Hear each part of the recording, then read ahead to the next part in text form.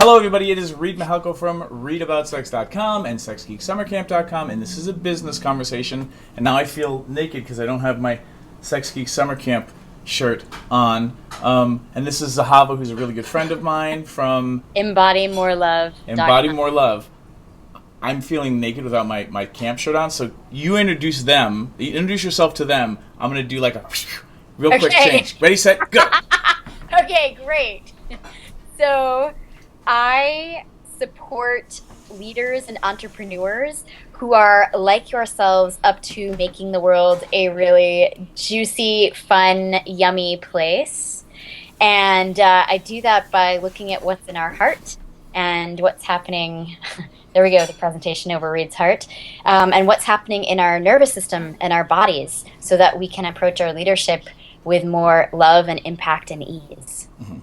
And so for those of you who are meeting Zahava for the first time, we met, it feels like a gazillion years ago.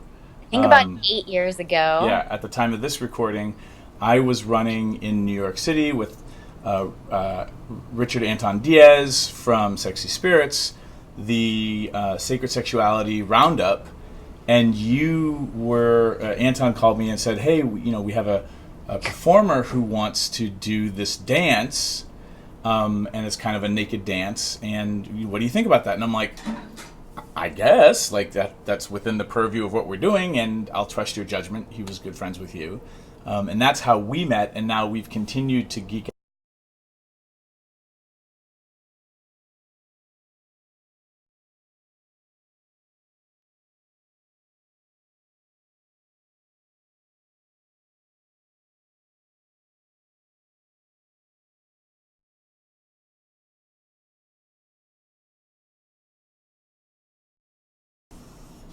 There we go. I'm Still back. There? Cool. So we'll just keep going, and I'll trim that part out.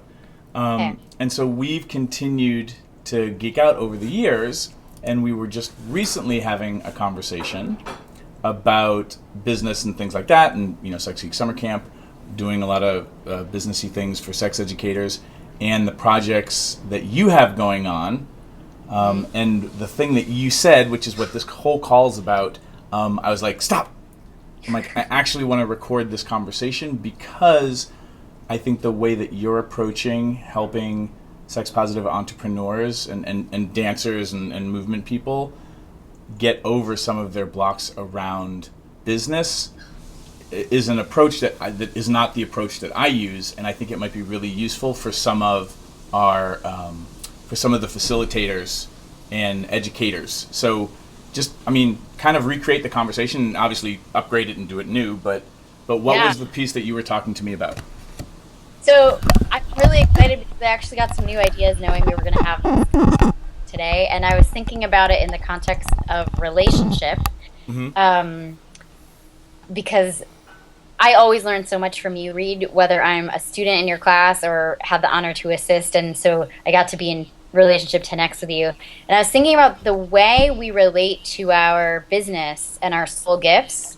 Some people fantasize about that relationship, and some people are just kind of dating it. It's more of a hobby, like I'll do once in a while. And some people, it's like their primary commitment, and when that level of investment happens, where it's like, I'm going to organize my time and my money flow around this relationship I have with my soul gifts and what I see as my life purpose. There's a whole new level of rawness and vulnerability and reward that can happen in that primary relationship. And there's a whole bunch of stuff that can happen with our nervous system, just like there is in a primary relationship with a loved one. Yeah. And so I want to kind of create that analogy of what is it to be in primary commitment and relationship to your soul gifts as an entrepreneur, and that the body and our nervous system, they tend to have certain patterns around the way that it can look when we go into struggle mode with something we really care about. And that's where the approach that I have developed is really new, in that it looks at what's happening in your nervous system in the way that you're, let me put it this way.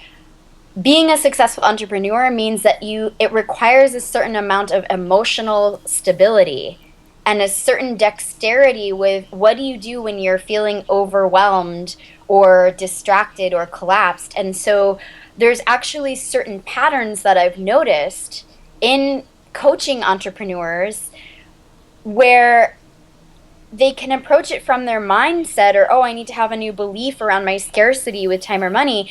But until their body starts moving their energy differently, it's really hard for them to apply that kind of change. Yeah, and this is the thing that was a big aha for me in talking to you was this feels like, because I don't know that I'm a kinesthetic learner, Yeah. but I'm not a somatic processor, and the way that I geek out on things and then get it in my body. What you were sharing was like this is really important for people who are kinesthetic and somatic processors. Yeah. And not necessarily cognitive, or they're doing double time, they're cognitive and the somatic. And if you don't have the movement-based stuff, or however you will describe it better than me, and the feeling stuff happening, like you need to be doing the movement and the feeling together to have the breakthrough with the practice. Yeah. And not everybody's like that. It's almost like there are different adult learning styles, there are different teaching styles, and we talk about that at camp.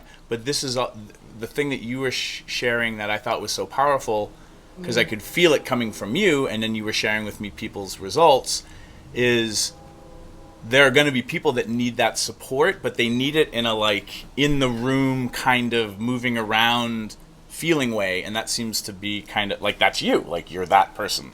Yeah, like there's so many people, there's so many business trainings that are like we're going to sit down and talk, or we're going to write stuff. And there are a lot of people who learn by needing to move the body and feel and track what's happening inside them, or they kind of disconnect or check out, right? They might be able to identify the next strategic step in their business, but their ability to actually focus on it and do it when they've scheduled themselves to do it isn't so easeful. Yeah. And so what I've created is a way to actually have an easeful transition from, oh, I've scheduled myself to work for the next 3 hours. How do I move from this play space or this conversation space into the quality of focus and presence that I need to do that next action step? Because if that transition is kind of rocky, right, it's kind of analogous to in relationship like a secure or insecure attachment, right? So like try this on for a moment. This is a new idea. I'm hoping it will develop more, but like who else to develop it with than you? But in a secure attachment, there's ease when you need to take space from each other and when you're able to dive in deep, right? In an insecure attachment, in relationship, when something comes up, you either kind of cling and you're like, oh my God, when are we going to work this out? Don't leave me alone, right? And so there's a way people approach their entrepreneurship that way. They're always on the Facebook and their messages, and they're like, who enrolled today? And right. And then there's also the ambivalence in secure attachment, which is like, oh, well, you left, you came back, and I don't really want to show that I care that you just came back, right? And so we can approach our business that way too. Like, oh, I don't really know what I'm going to make for my next offering, and it's hard to kind of get motivated and passionate about it again. And then there's also the avoidance. Like, I don't want to deal with that right now. And all of those patterns that show up in relationships show up in our entrepreneurship. Sure, because you're having a relationship with your business, whether you recognize it or not. Yeah. And Allison and I, my for those of you who are on this call and maybe don't know me, so my primary partner Allison and I joke that we're poly, and that our primaries are actually our careers, and that we're secondaries to each other's careers, and that kind of flips, and we joke about it, but there is a certain primary ship relationship that we have with our businesses and our careers and that we were able to recognize it and also joke about it allows us to navigate certain things. But a lot of people don't realize that your family issues can bleed into your business stuff, which is the other thing you were telling me. And I was like, oh my God, like that's so simple and brilliant. We would miss it. Yeah. Yeah. In fact, sometimes we go to our entrepreneurship and our business as an escape from the things we can't deal with in relationship. Right? So there's actually kind of a mastery in our relation to our business and our relation to our loved ones. Actually, that they're identifying these similar patterns brings it back home to the nervous system. Right? Yeah. So let me give some really specific examples where you could be like, oh, that might be me, right? So these are common problems that I see when I coach people around their business. And most of those people that I'm working with have some kind of focus on the body. They're sexual professional, they're in sexual empowerment professional, or they're hands-on body workers or energy workers or coaches in some way, or teachers or artists, but there's a real presence in their body that's an essential part of how they show up in their gifts. Yeah. And so basically the question I would ask you, and then I'll give you some examples and you'll be like, this is how I'd answer that question. The question is, what does it look like when I go into struggle mode around something I really care about? And if you're an entrepreneur, like really got your game going, this probably happens multiple times a day, even on a small level, as you navigate things. So the first kind of style or pattern that comes up is that we scatter our attention. And so suddenly, like, we might be checking our messages on our phone or something, even though that's not actually the thing that we know we need to put our attention on for the day. It's almost like, okay, where's the thing that's shiny now, right? And the gift of that is that that pattern is also the people who are really creative and kind of tuned in to collective wisdom in a way. And so those things kind of pair together. And the nervous system in those moments is fragmenting, is scattering. You could think of it as those are the people who get poly with their core offerings, and they're like, oh, I'm doing 5 different projects. And so when they sit down to be like, all right, where's the heart of my work today? They don't know how to answer the question yet. Right? Yeah, and then okay. the default setting is you work on what's on fire, which means you're never actually ahead of it. You're always usually in damage control. You're always spinning the wobbly plate. You're not actually moving forward with certain things. At least that's how it occurs to me. Not that I'm that kind of person. Right. Totally. And we might be more than one of these, right? Okay. So let me switch over to the body perspective, the body wisdom around that pattern, right? All right. For those of us that can relate, right? So energetically, think of it almost like a fountain. It's like all this life force energy is suddenly like psh, like spritzing out, right? And so the embodiment and the meditation is about almost imagining like a gossamer net gently gathering you back home, right? And sometimes the process of allowing the energy to come back in means that you're going to feel more angry or more upset or more sad. You're going to feel things that you didn't want to feel. And the reason you're blowing it out is you want to lessen the whatever that is. Present to what you're feeling. Yeah. Okay. So the more we can release physical tension in the body and actually totally what you just did, use our breath to like invite all the parts of me back inside of me.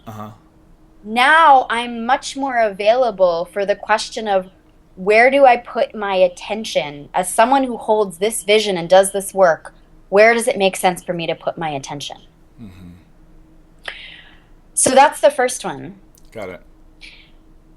The same thing applies to relationships, by the way. But yes. No, I can see the corollaries.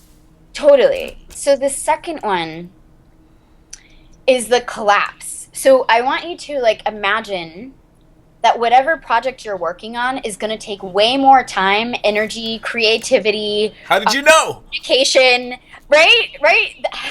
It's going to cost more Hard to too. catch on. Yeah, more money than you expected. Uh-huh. Like, and I'm going to say, like, I just guarantee that.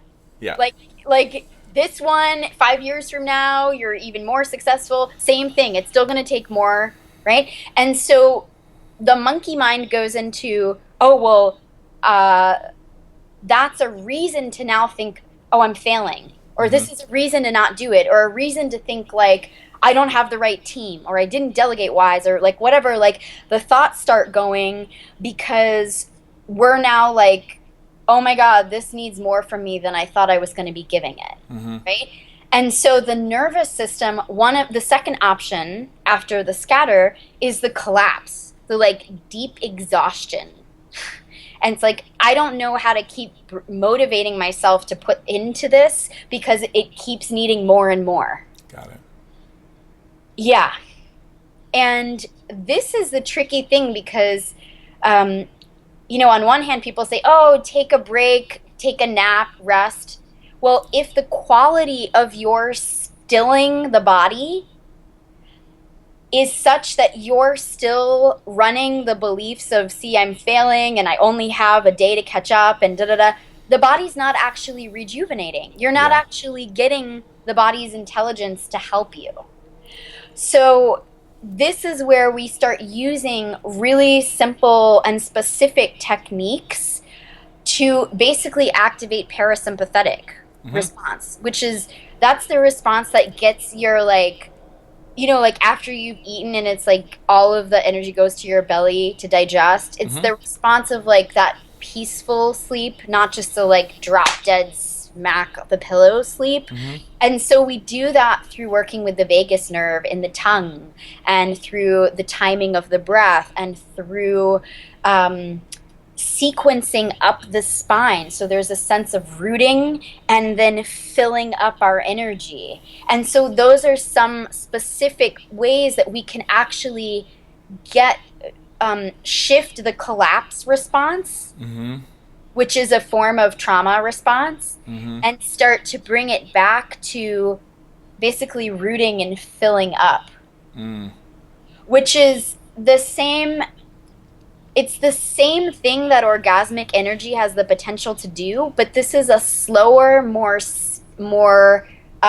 grounding sensation that we invite to rise up inside of us. Yeah. And that is a way of activating the body's intelligence when the collapse starts to happen. Sure, and you eventually start to make gains towards overriding your old response and just, like, as you're working, staying in a state of openness and calmness rather than you're in fight and flight, which is not, like, you can't recharge from that.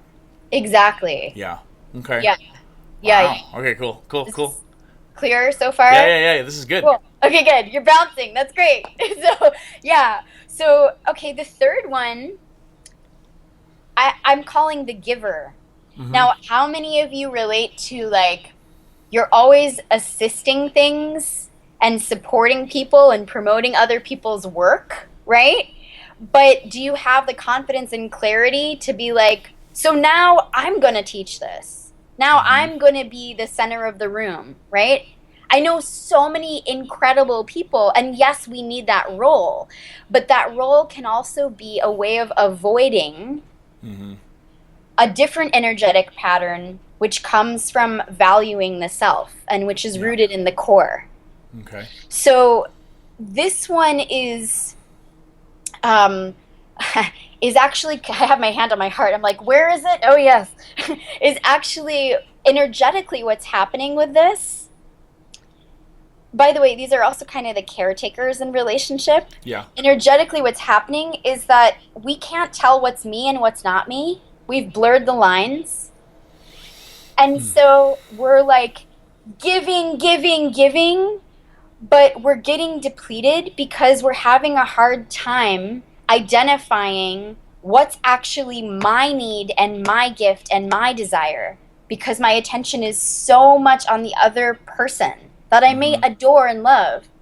And so I've equated now my wellness and success to looking out around me and saying, oh, are my friends thriving? Are Reed's workshops, blowing up? And so Sure. I'm like, I have this, it's hard for me to transition between inward presence and outward presence. Got it. Right? Does that Yeah. make sense? Yeah, yeah, yeah. So there's literally a movement series that guides us through an easeful transition of inward and outward. And it has to do with the spine, and it has to do with the eyes, and it has to do with the mouth, and all of the sphincters of the body. Sure, which are again, like, it's getting your sympathetic over to your parasympathetic, like all of that stuff is interconnected. Okay. Totally. Yeah. And So yeah. and my experience with what you're saying is I've met people who are, who want to be in service. Like they're these crazy, what's the tantra word for the practice of being in service? There's a word for it and I'm not going to remember it. I'm not sure I know. Yeah, it'll pop up later. But there's a like being in service. Seva? Yeah, seva, like of, that as a practice. Yes. But then there are those people that they're bleeding themselves dry and Yes. it feels off versus somebody who's got, like, as they give, they're pulling in and they're truly recharging, they're not depleting themselves. Those are very different experiences of those kinds of people. Yes. And the people that are bleeding themselves tend to feel like, to me, they're giving so that you won't leave them. Versus, like, I'm my own person and I'm giving, and there's not an attachment or an expectation there. Like, there can be an exchange, but it doesn't have that desperation to it. If that makes sense. Yeah. So there's like, the way that we work with engaging the nervous system to break this pattern is literally by distinguishing what's me and what's not me. And we go through the different parts of the body, and we'll tend to notice that what's in the belly, which is our sense of self, and what's in the heart, where we give from, that often there's a lot of other energy that's not us, that might be in parts of our body. And so we'll use breath, we'll use sound, we'll use voice, we'll actually use touch to stimulate, oh, wow, I didn't realize so-and-so was, like, really deep in my throat. And so it's really hard for me to find my own voice about my offering, because every time I start to talk about this, I hear so-and-so's voice and how they teach, right? Yeah. So it's like, how do I make more space for me? And how do I identify when other people's energy and brilliance is actually in my space, such that I can't access my own wisdom to offer from right now? And before we move on, can you just mention the healthy version, like somebody who's truly, their calling is to be the assistant, to be the Robin or the Alfred to Batman or Batgirl or whatever. Like can you just mention what a healthy version of that is? Because I also want to acknowledge that there are entrepreneurs who need those people. Oh yeah, and there are healthy versions of them too, and they might be listening to the call. Yeah, and as a meta conversation, as someone who has assisted you, when I have done that, for me, I'm like, I'm really clear about what value I'm getting out of it, right?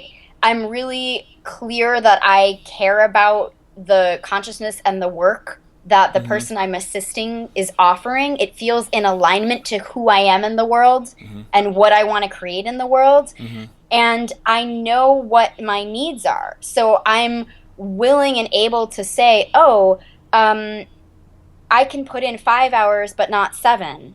Or I can, right, there's clarity where I'm still tracking my needs. And so the person I'm assisting knows that I know how to take care of myself. Is that a... Yeah, that's perfect. Thank you. Yeah, awesome. I just wanted to make sure that people we're not saying don't assist. Yeah, but also the people who owning their own company isn't actually their self-expression. Totally. And like knowing these tools is important for those people too. Like I don't want to Yes. like shame people who don't want to own a business. Like they want to work Right. with other entrepreneurs, but we need to make space for them too, because we need them. Yeah. Like there's an ecosystem and a way to how to have that be healthy. Yeah, and I think of, you know, if I think, oh, what is an entrepreneur? Yeah. Right? Like, I want to open up that definition because it doesn't mean that you have to be your own CEO. An entrepreneur is someone, for me, to try on the definition that an entrepreneur is someone, a conscious entrepreneur is someone who knows and values and nourishes their own gifts and their role when they're in their highest alignment with who they are and what they enjoy.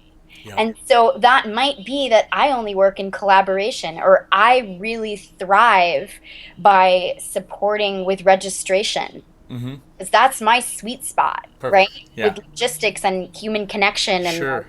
the welcoming vibe. So all of that is, for me, conscious entrepreneurship. Perfect. Thank you. Yeah, cool. Okay. Great. Okay, so the fourth one is kind of like the rock star, the person in the spotlight, right?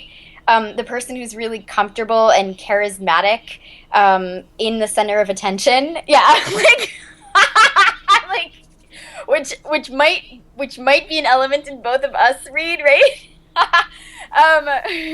So yeah, so this one is when the pattern around this, and mind you, all of these are ways of describing the pattern, not the people themselves. Got it. Okay? Thank So you. that's really important. So the pattern is that our relationship to our business can get really hyper focused. And it can be hard for us to actually feel supported by our community, our friends. It can be hard for us to delegate and really trust that people can hold our vision with us with the care that we want. And so it almost gets into the adrenals, and there's this sense of like revving, and we use our willpower, right? The thing that's our gift, and I say our because I'm speaking, this is one of the patterns I can run. The gift is that we're really good at tracking needs, and we're really good at being the center of attention, which some of the other patterns aren't as good at. Yeah. But the challenge is that when something feels hard, it's difficult for us to ask for help and to receive help. And our nervous system goes into kind of like a hard drive, and our adrenals kick in. So part of this is also where we can get in the sense of like, I want to look like the expert. And sometimes being able to show up powerfully in vulnerability, and this is actually something that I think you do really well, Reed, can break that pattern. Like saying, there's power in vulnerability. There's power in that, like, let me just kind of do a little memo from the universe. The future of business is not about individuality. And so the better we get as entrepreneurs in collaboration and connection and community building, the more ease will come to us as people who are channels for the consciousness that's in our work. Right? So what's important about this kind of more charismatic, like rock star archetype, if you will, is our acceptance of our own challenges and limitations, and our willingness to bring transparency there. And from a body perspective, a lot of this is really slow, fluid, spacious movement in the body. And particularly this softening around the adrenals and the back body, which is sometimes when we confuse our excitement with our adrenaline. Yeah. Which, all right. And then you end up creating more stress because that feels like excitement and that things are going well. And your interest is linked to putting out fires, and the stress, rather than I'm in this, spacious sweet spot that's just where I'm connected and I'm flowing out of it. Yeah. And I love that you just said flow, because flow is a quality of movement that starts to self-regulate this pattern. Okay. There's also a component of competition that can show up a lot in that mindset and that embodiment. So this sense of flow and ease, like a cuddle party in slow-mo, like that quality of embodiment that can really support us. And being in water, taking baths, being in nature, our relation to our environment can also deeply nourish us in a way that kind of takes us out of the revving. Yeah, like you don't need to attack because you're actually not you're not under attack, so you don't need to strike back. And that kind of drive, that revving is different than the action that comes from being inspired. Yeah. Beautiful. Yeah. Yeah. Yeah, the water element is so present in that. And sometimes I just want to bring in like in our culture, sometimes we have a more masculine or direct or action oriented way of measuring the success of an entrepreneur. And here is where the wisdom of water and the patience of being able to hold someone, or like what pregnancy shows us, like that sense of womb quality, is so important with our offerings. Like there's a quality of patience and listening and flow that can be really balancing for this pattern. And that's something that we literally can activate through movement practice and the way that softens our breath. Yeah. Got it. Yeah. And so there's a lot of things, because I know what's going on in your life, and the people that are watching or listening might not. You have a bunch of stuff that people can access on your site and online and things like that. We'll have a free gift that people can sign up for to start learning kind of how you do what you do, because the stuff that you're offering and the ways that you do it are very different than mine. And Lord knows, I know I'm not the end-all be-all answer for everyone. Not everybody wants business coaching from the golden retriever on espresso of sex education. And while I'm a very kinesthetic learner, that's not how I teach. And so the reason I wanted to have this conversation and capture it was for people to have, for the people who were like, oh, this is what's going on. Like me sitting down for an entire weekend at a business seminar, filling out worksheets, is why you may not be making progress at home, because you don't have an embodiment practice that you're weaving into business.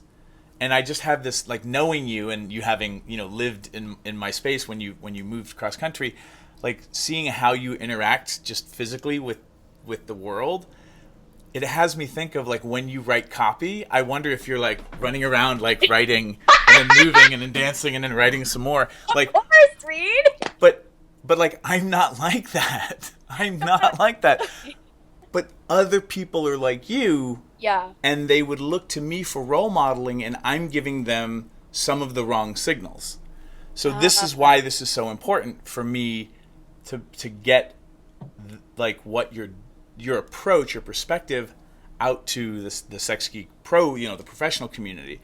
I know you have a training that you offer, and this recording hopefully will stand the test of time, and your offerings may change over time. But you basically offer an in-person, several weeks long class that's about business, and you bring in other business experts and stuff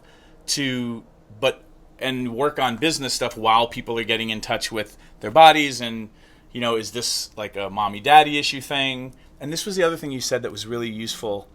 was you were talking about the excitement that people have around offering their offers can be triggering for folks because it feels like when they were an excited little kid and went to mommy and daddy with an idea and then got smacked down. Right. So can you just speak to that a little bit? Because Yeah, you've got better totally. wording for it. Yeah, I love that you remember that. I just want to add, there's one last pattern I didn't mention. Okay. And so we did four, but the fifth one, and this is quick, is like the structure lover. The one who does lots of trainings, but then it's a little uncomfortable to kind of create your own twist around it. And so it's hard to distinguish your personal brand because you're just trying to go through the specific steps that you learned around tantra or what a session looks like. And sometimes it can feel or what business strategy, the next steps, right? And so this is kind of in the body can show up more as rigidity, and it can be confusing for this pattern to tell what's in alignment versus what's rigid. Okay. Good. Yeah. So the movement, the embodiment component is that we can explore alignment as an invitation to movement, as opposed to I'm only aligned when I'm resisting movement, okay? And so what that looks like is that I have an awareness of my midline and my core strength and my breath and these things that anchor me that I can take through time and space with me. And that doesn't have to turn into I can only be centered when I'm still. Got it. Right? So that's the fifth pattern. So so basically, one of the ways that I've been working with specifically how we talk about our work is doing psychodramas. Yeah. And like I've been to a few different years of business school approaches and I've never had someone like do a full out psychodrama with me and to describe what a psychodrama is for people who've never run into that. Thank you. So a psychodrama is basically using theatrical role playing with a facilitator who can start to say, okay, is this similar to something else in your life?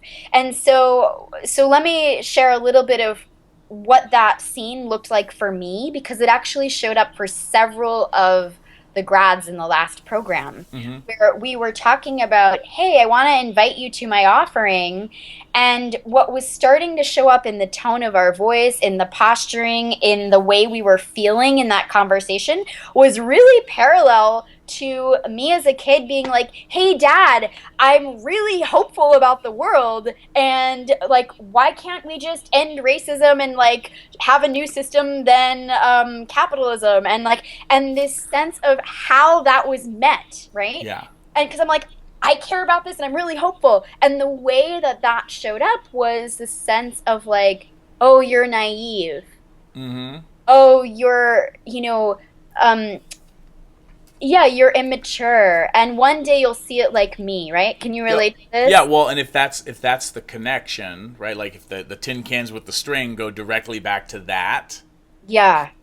How would you continue to make your offer and be grounded when making the offer is reactivating your 6-year-old whatever, or your 7-year-old, or your 4 or your 15, whatever that is? Yeah. What you may not realize is that your nervous system is trying to recreate and solve this thing that was so uncomfortable through every promotional conversation you're having. And let me tell you, one, that's going to make your promotion very much less effective, and two, is going to drive you crazy. Yeah. Because no matter if they say, like, what we make yes or no mean when we invite someone into our offering can be really loaded. Sure. And the way our nervous system, if it can learn how to stabilize, regardless of if people say yes or no, we will be so much more easeful in inviting people to our work. Oh my goodness. And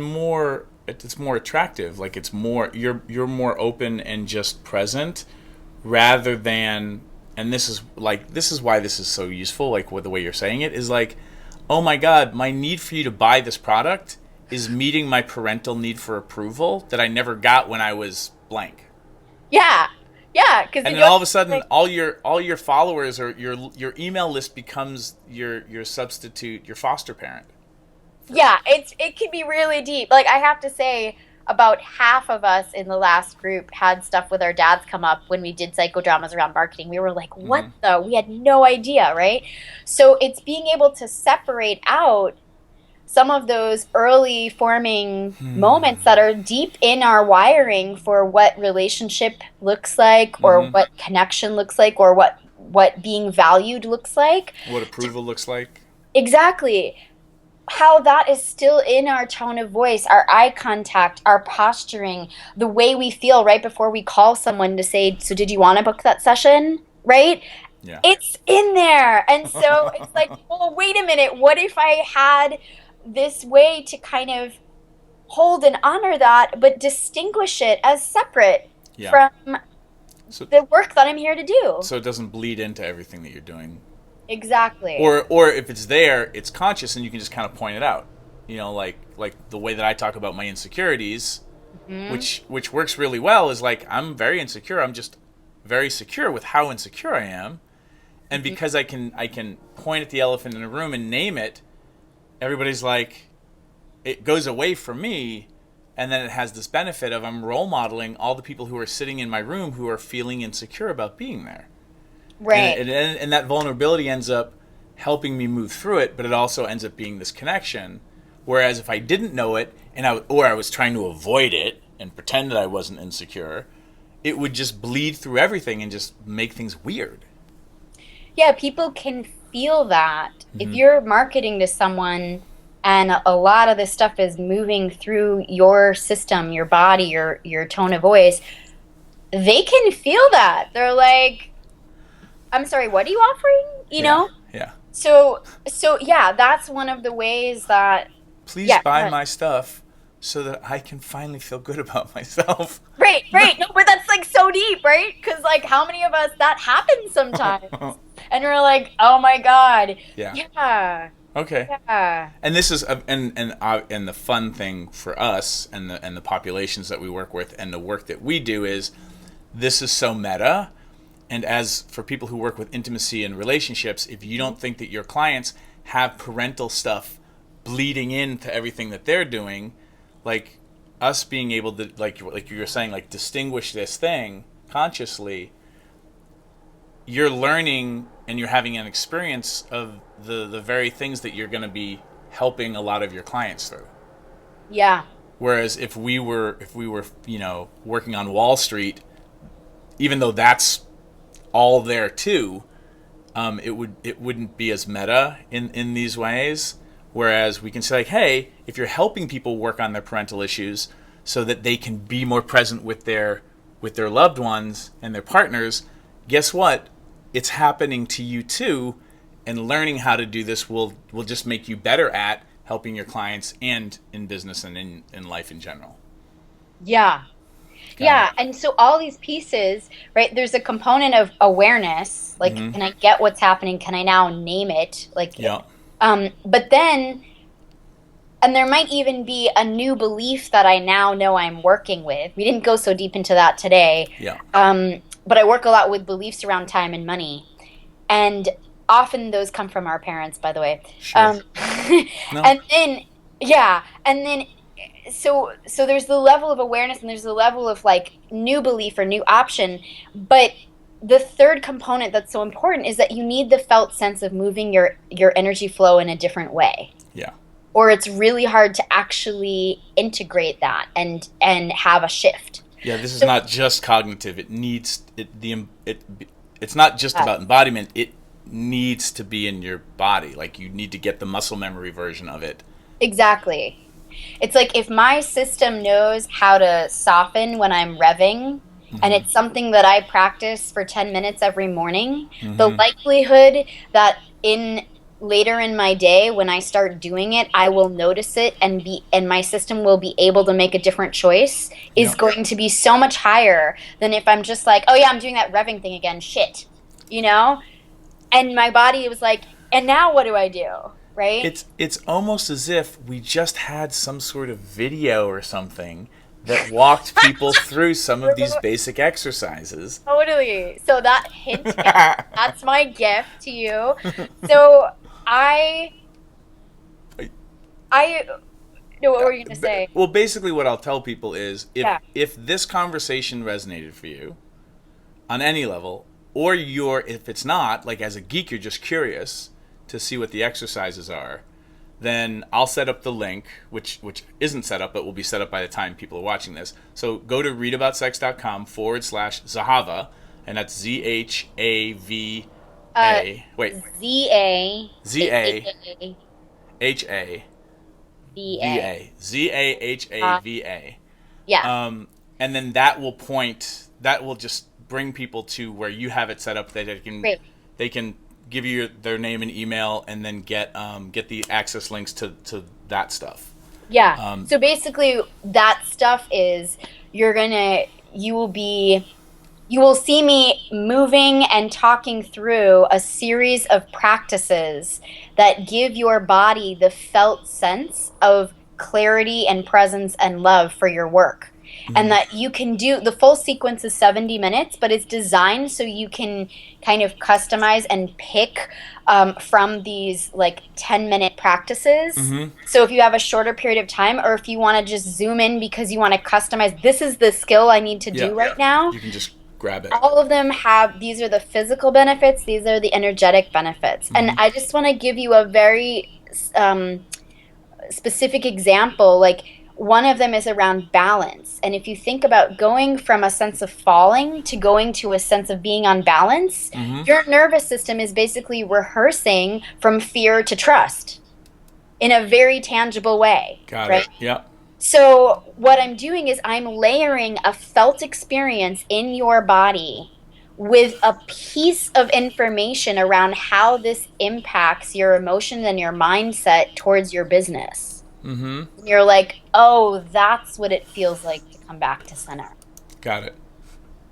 Perfect. Yes.